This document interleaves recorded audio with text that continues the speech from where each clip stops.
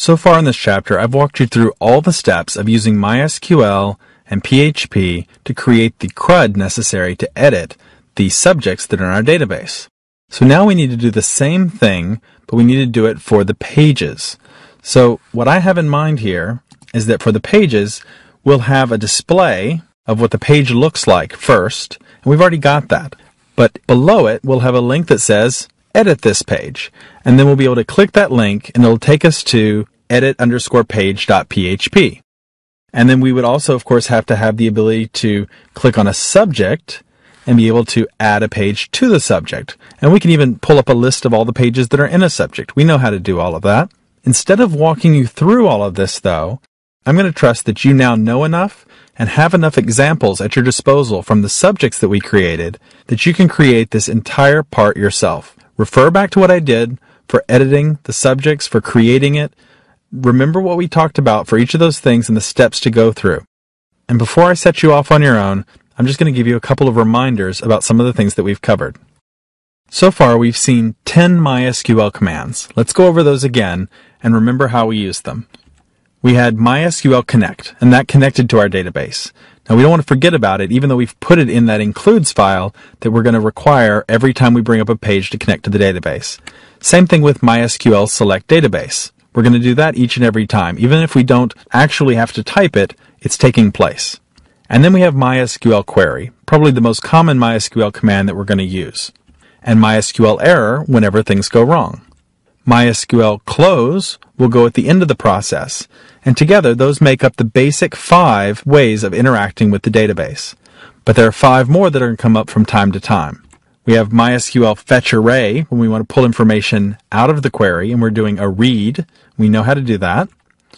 We can ask how many rows did you get back, and that's going to be useful when we're not interested so much in what the data is, but how many rows are there. And we can use it to verify what we got back, but we can also use it like the counter that we did when we had the position pull down. And then we have MySQL affected rows, and that's going to come into play especially for update and delete, when it'll tell us how many rows were just affected, and we can test that. Let's not mistake that it's not a MySQL command. There's MySQL_real_escape_string, and that was that wonderful command that's going to help put everything into good shape to go into our MySQL database. And we wrapped it in that nice function that checks whether or not magic quotes is on, but it's still a MySQL command. And last, there's one that we haven't actually used yet, but I want to tell you about in case you need it, and it's MySQL_insert_ID. And that's in the case in which we insert a record. We can call this and find out what ID did it just get. Because when we're inserting it, most of the time we're letting the database auto-increment to the next ID, and we don't know what that ID will be. MySQL insert ID is a great way to just reach back across that connection in the same way that affected rows does and say, by the way, what was that ID that you just assigned to that insert I gave you? So that may end up becoming of use to you at some point, and I want to make sure you see it. There are probably another 10 or 15 MySQL commands that you can look up on php.net, but these are the essential 10 that you're really going to want to work with most of the time. So really focus on learning these 10, make sure you have an understanding of them, and make sure you understand the way in which you use them while you're developing the page CRUD. I also want to go back over some of the pitfalls with you because we've come across a few more since we last visited that list. In addition to the first 3, which we already looked at, we also came across the headers already sent error.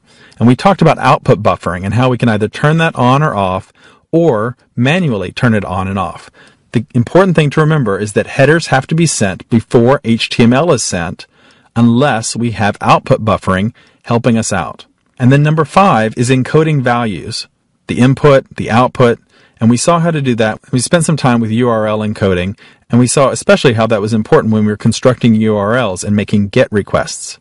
Number 6 is form validation, and this is largely up to us to create, but it is one of the pitfalls because we do want to make sure that our form data is going to be suitable for the database that we've built. We can't put something that is 100 characters long into a field that we told MySQL should only be 50 characters long. So it's up to us to know what our database looks like, know what kind of data we want to be allowed to put in there, and develop good form validation. And then there's SQL escape character handling. And we talked about how that real escape function can help us. And I helped you to write a function that can hopefully get all of those characters escaped if we remember to use it each and every time. But it's one of the pitfalls because it causes a lot of headaches for developers. And last of all is badly crafted SQL. And we saw a couple of examples of how that could happen. One of the ways it can happen is by not having good values that have been validated by our forms, or not having things that have been escaped. But we also could have just made typos or mistakes ourselves that cause the SQL not to work. And we saw a few techniques for how we can peek and see what that SQL command was and try and find out what went wrong with it. As a fallback, we can always go to PHPMyAdmin and look at the SQL that it generates when it does its commands. And the last thing I want you to pay careful attention to as you're developing your pages are ways that you can refactor your code. Now, you can refactor your code almost endlessly, but there is a certain sweet spot between generality and specificity where we create functions that are going to be helpful to us and move them over to our functions files and get them out of our main code. And we talked about a few spots like outputting a list of errors that might make good functions, or our form validation. So go ahead and do that. Put those into other files. Feel free to make other include files. Maybe you have form functions and general functions or something like that. And then notice also that when we did our edit subject, that we created a form here, and the bulk of this form is actually repeated by create subject. There's no reason that create subject and edit subject can't share the same form with only a few modifications to it, if at all.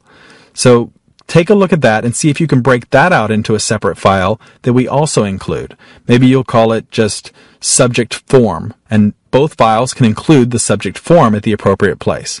Try and refactor your code, try and improve it, but most of all, make sure you understand how the CRUD is working and how we're interacting with PHP and the database. Go ahead, spend some time with it, and when you feel that you've got something that works and you understand what's going on, meet me in the next movie. I'll briefly show you what I came up with, and then we'll move on to the next big piece, which will be completing the public area and the public side of this content management system.